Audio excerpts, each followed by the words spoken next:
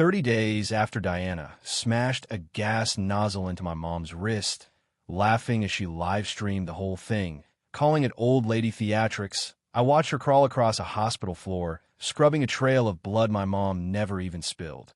She was trembling, dirty, silent, a ghost of the woman who once ruled 400 homes with a single email. If you're wondering how the most untouchable queen in this town fell from her throne to cleaning her own shame, it all started with a gas pump, a broken wrist, and 47 seconds that choked her empire to death. It was a Tuesday, and we were just stopping for gas on the way to Mom's post-surgery checkup. My mom, Ellen, 74, with pins still in her left wrist, gave me that soft smile of hers. "Let me do it this time, Jack," she said, her voice quiet but firm. "I need to feel normal again." I hesitated. She looked so fragile, leaning on her cane, her hands shaking like leaves in a storm. But that spark in her eyes, that stubborn need to prove she wasn't broken, made me nod. "All right, Mom," I said. "Want a water?" She nodded back, proud, like I'd handed her the keys to a rocket ship. I headed into the convenience store, glancing over my shoulder. She was steadying herself, lifting the nozzle with her good hand, careful but determined. I was gone for maybe 2 minutes. 2 minutes. That's all it took for Diana to show up, see an old woman MOVYing too slow, and decide that was a crime. I didn't see it start, just heard a clang and a cry that stopped my heart. The water bottle slipped from my hand, and I ran, not knowing what I'd find, but already hating myself for Leah VYing her alone. When I rounded the corner, Mom was crumpled on the ground, clutching her wrist, her face twisted in pain. Above her stood Diana White's silk dress, platinum hair, heels clicking like a predator's claws. Her SUV purred behind her, sleek and smug. She didn't ask if Mom was okay. She didn't even pretend to care. "Are you done yet? Or are you just practicing being useless?" she barked. Mom, startled, stammered. Just before she could finish, Diana grabbed the nozzle, yanked it, and when it didn't come free fast enough, she swung it down hard. A sickening crack echoed across the station. Mom cried out, a sound that wasn't human, and collapsed against the car door. Diana sneered. "So dramatic." She stepped over Mom's legs like they were trash, pulled out her phone, and smirked at the camera. "Hey, everyone, today's episode, how to fake an injury at the pump. Senior Scams 101. I was already MOVYing, the world narrowing to a tunnel. The bottle hit the ground. My walk became a march. Diana saw me coming, barely interested, her eyes flicking over her sunglasses. "Oh, is this your wounded little fossil?" she said. I didn't answer. I picked up the nozzle she'd tossed, set it back in the cradle, slow, deliberate. "She's my mother," I said, my voice low, sharp. "And you just assaulted her." Diana scoffed. She was in my way. I tapped her. People like her fake helplessness for sympathy. I stepped closer. "You hit a 74-year-old woman with a gas pump. She's healing from surgery." Diana rolled her eyes. "She shouldn't be out here then. And you shouldn't be breathing this free." She opened her mouth again, but I was done listening. I moved forward, not running, not yelling, just walking, each step VY-er than the last. Her world of silk and entitlement was about to burn. She didn't trip or fumble. She swung that nozzle like she meant to break bone. My hands clenched, and I know I'm not the only one who saw red. Diana tilted her head, smirking. "You're getting aggressive over a little bump.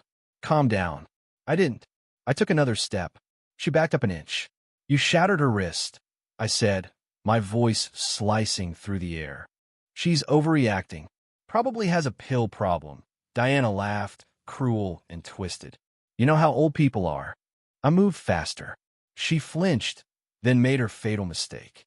She pushed me, palm flat on my chest, not hard, but with that disgusting arrogance that screamed, "You don't matter." The same push she'd given Mom. Wrong move.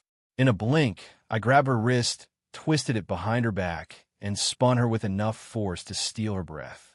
Her phone clattered to the ground. Her glasses slipped. "Let go," she shrieked. "I'll sue you." "I'm not done." I growled, tightening my grip. I walked her backward until her back slammed into her SUV. The thud echoed. She gasped, struggling, but I wasn't hurting her, not yet. Just showing her how weak her power was. I leaned close, my face inches from hers. That wrist you used to hit my mom? You're gonna raise it again, and it's gonna land on your own face. She blinked, confused. I grabbed her elbow. Twisted, I guided her hand upward. Do it. One slap. She resisted. I tightened my hold. Hit yourself, or I'll make it twice as hard. She whimpered. Then her hand cracked across her cheek. Gasps rippled from the crowd, now filming. Diana looked stunned, humiliated, cornered. And I wasn't done. Her slap hung in the air, louder than it should have been. She staggered, chesty VYing, her dress clinging with sweat and gasoline. You assaulted me, she screamed. No, I said cold. You assaulted my mom. I'm just showing you what it feels like. She lunged, trying to slap me. I sidestepped, caught her shoulder, and kicked her knees out. She crashed to the concrete, one heel snapping. The crowd grew, phones out, recording. I pressed my boot lightly between her shoulder blades, not to hurt, just to remind her who owned this ground. Get off, she yelled. I'll call the police. Oh, I hope you do, I whispered. They'll find 5 witnesses and 3 angles of you attacking a senior citizen. I pulled her up to her knees, her dress smeared with oil. Now, slap yourself 2 more times. She choked. You can, I grabbed her wrist. Crack. 1 slap. Crack. Another. An earring flew off, bouncing on the curb. You're a monster, she whispered, tears falling. I crouched her level. No, I'm a mirror. Everything you're feeling, shame, pain, fear, you earned it. She collapsed, trembling. A kid in the crowd whispered, Is that the HOA lady from Oakwood? Another said, Yeah, that's Diana. Her name wasn't hers anymore. It belonged to the crowd watching her break. I turned to Mom, still against the car, her eyes calm but weary. Diana screamed, Someone call the police. No one moved. You want that?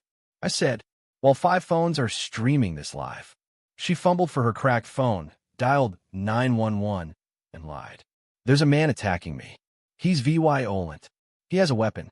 I didn't flinch. Send them, I said. She stood, tattered dress and all, spitting. You're done. You'll rot in jail. I walked closer. That's the thing about thinking, Diana. You're not good at it. A siren wailed, growing louder. She smirked. I didn't. She had no idea who I was. The cruiser screeched in. Diana pointed, theatrical. That's him. He assaulted me. The officer, stocky, sunglasses on, stepped out. Sir, hand where I can see them. I reached into my jacket, slow, and pulled out my badge. Federal Enforcement, DOJ, CIVYL Protection. The officer froze. Sir, I didn't know. You do now, I snapped. You were about to cuff the wrong person. I laid it out. She struck a 74-year-old with a nozzle, caused injury, lied to dispatch, claimed I was armed of felony. Diana's jaw dropped. I didn't know who you were. I turned calm. No, Diana, you hit yourself. I just made you see it. The officer faced her. Ma'am, stay there. She spun to the crowd. He's abusing his power. I'm the Oakwood HOA president. Someone muttered, not for long. The officer asked, press charges? I looked at Mom, cradling her wrist, proud. Yes. Assault, slander, everything. Diana shook. You're destroying my life. I leaned in, whispering, no, you did that. I'm just filing the paperwork. The officer cuffed her. She yelped, stumbling, phone's recording. Stop filming, she screamed. No one needs your permission, I said. She spat. This isn't over. I replied. It's just the start of your consequences. As they put her in the cruiser, the crowd whispered about her HOA tyranny fines for bird feeders, banned lemonade stands. Her mask shattered. The car pulled away, and I knelt by Mom. She wanted to teach a lesson, Mom, I said. I made sure it wasn't you. 3 days later, the VY Deo hit 2.4 million VYUs. HOA Diana attacks elderly woman, humbled by DOJ agent. It spread like wildfire. Reddit, TikTok, news. Her line, I'm the HOA president, became a meme, remixed with clown horns. The Oakwood HOA board met, stripped her title, and banned her permanently. A newspaper headline read, Justice at Pump 4. Mom smiled when I showed her. All that noise just to avoid saying sorry. Diana vanished. Her mansion sat dark, curtains drawn. Whispers said she fled to Palm Springs or checked into a clinic. She lost her title, her neighbors' respect, her control. A week later, I got an old HOA flyer in the mail, Diana's face plastered on it, with a note, "Funny how things age." No sender, but I knew. Mom's wrist healed slowly, but her spirit stayed strong. We sat on her porch, the sun warm. "I didn't raise you to be violent," she said. "I wasn't," I replied. "I was thorough." She laughed, soft, real. Justice wasn't in courtroom sit, was at that pump, where arrogance met consequence. A month later, I saw her. Not in a Range Rover, but a dented sedan pulling into a gas station. Diana stepped out, no heels, no silk, just sweatpants and a hoodie, eyes lost. She shuffled to a windshield wiper station, cleaning a stranger's car with trembling hands. Our eyes met. She froze, lips parting, then turned back, scrubbing harder, trying to vanish. Mom saw her too, said nothing, just watched. Another driver waved her over. She jogged awkwardly, squeegee in hand. We sat in silence. Two survivors who'd stood back up. Mom whispered, "No one escapes what they plant." I drove off, no anger, just quiet. Diana was a shadow, wiping windshields for strangers, hoping the past would fade. It wouldn't. This story didn't start with Diana. It started with Mom, 74, post-surgery, wanting to pump gas to feel alive. She wasn't slow for attention or weak, she was trying. Diana turned that into cruelty, streamed it live. But cruelty lingers, wounds, hardens. I didn't fight her because I snapped. I fought her because she'd never been told no, never forced to face herself. So I held up the mirror and made it stare. Revenge isn't the win, dignity is. When Mom saw Diana scrubbing that floor, stripped of everything, she didn't gloat. She watched peaceful. We didn't just win. We endured. There'll always be Diana's people who weaponize rules, twist weakness into shame, hide behind titles. But their crowns are paper, their thrones hollow. The day they hurt the wrong person, it all crumbles. So never apologize for standing up. Never shrink to make someone feel taller. If you see injustice, don't look away. Justice doesn't always wear a robe. Sometimes it walks in, flashes a badge, and kneels by its mother before rising. Was I too harsh? Or did Diana deserve every second of her fall? Would you have stayed silent or fought back? Drop "I won't stay silent" in the comments if you'd stand up. Smash that like button if this hit you hard. Subscribe if you believe in justice over punishment. And share this with someone who needs to see what strength looks like. Did I cross a line, or was this justice served raw? Tell me below.